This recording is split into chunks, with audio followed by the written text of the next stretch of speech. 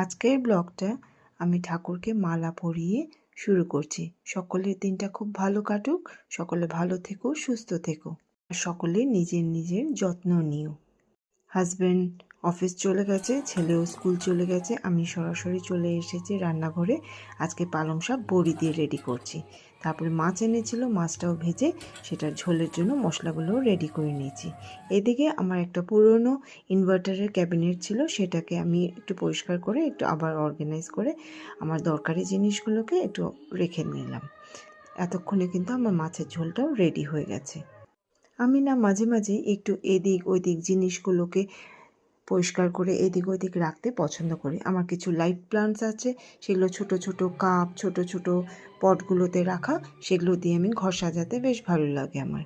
Dining টেবিলটা অনেক দিন ধরে পরিষ্কার করা হয়নি, তো আজকে ভাবলাম এর মধ্যে ভিমবার দিয়ে আর গরম জল দিয়ে পরিষ্কার করে নিলাম। তারপরে সুন্দর করে একটা নতুন টেবিল ক্লথ পেতে নিলাম।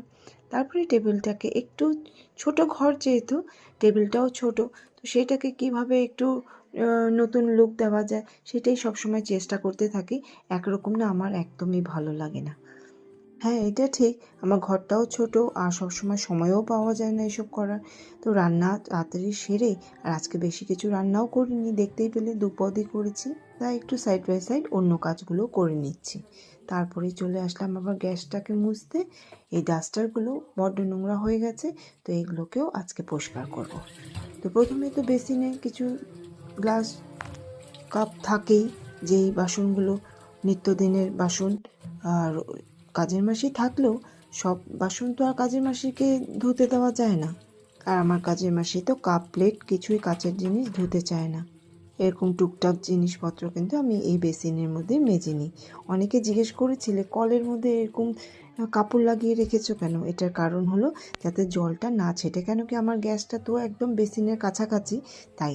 তারপরে বেসিনটাকেও মেজে একটু সেটাকে ড্রাই করে নিলাম। তারপরে আমি ডাস্টারগুলোকে একটু পরিষ্কার করব বলে এখানে তালের জলটাকেই গরম করেছি, আর সেটার মধ্যে ভিমবার আর বেকিং সোডা অ্যাড করে ডাস্টারগুলোকে কিছুক্ষণ ভিজিয়ে কষলিয়ে ধুয়ে রোদে দিয়ে দিলাম। এভাবে মাঝে মাঝে আমি আমার ডাস্টারগুলোকে পরিষ্কার করি। তো ইন্ডাকশানেই ভাতটা বসাই, সে ভাতটা বসিয়ে আমি স্নানে চলে গেলাম। স্নান করেই সরাসরি চলে আসলাম উপরের ঘরে, যেখানে আমার ঠাকুর আছে। নিত্যদিনের পুজোটাও আজকে কিন্তু আমি সেরে নিলাম। আজকের ব্লগটা এতটুকুই। সবাই ভালো থেকো, সুস্থ থেকো, নিজের নিজের যত্ন নিও। আরও অনেক গল্প হবে। ভালো থেকো তোমরা, টাটা।